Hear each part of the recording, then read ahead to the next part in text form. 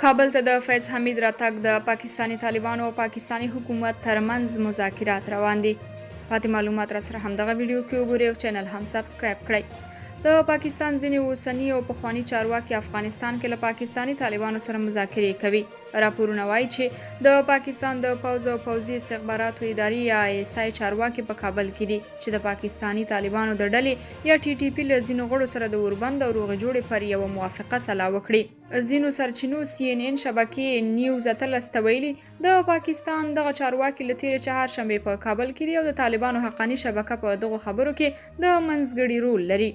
د پاکستاني طالبانو ډله چې تر چتر لاندې ځینې نورې افراطي ډلې هم شامل دي د ډیورن کرښې په اوږدو کې فعالیت لري او په وروستیو کې په پاکستان کې د ځینو خونړیو حملو مسؤلیت منلی دی.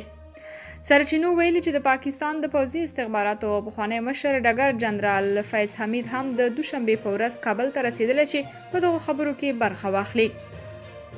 د پاکستان تیر حکومت هم د عمران خان په مشرۍ له پاکستاني طالبانو سره د اوربند پر موضوع خبرې کړې وې، خو د پاکستاني طالبانو عمده ډلې د اوربند پر موافقه سلا ونه کړه. ډګر جنرال فیض حمید په 13 سپتمبر میاشت کې چې لا د طالبانو سرپرست حکومت نوی اعلان شوی کابل ته سفر کړی و چې ظاهرا د افغان طالبانو د بیلابیلو ډلو ترمنځ د حکومت د تشکیل پر سر د اختلافاتو په حل کې مرسته وکړي.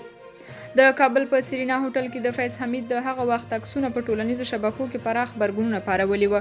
په همدې حال کې تېره اونۍ د مسجدو یوې جرګې چې څه باندې 10 کسان پکې برخه لري په پکتیکا کې د پاکستاني طالبانو له ډلې سره د مذاکرو هڅې کړې وې چې په برمل ولسوالۍ کې د پاکستاني طالبانو له مشر مفتي نور ولي سره کتلي وه.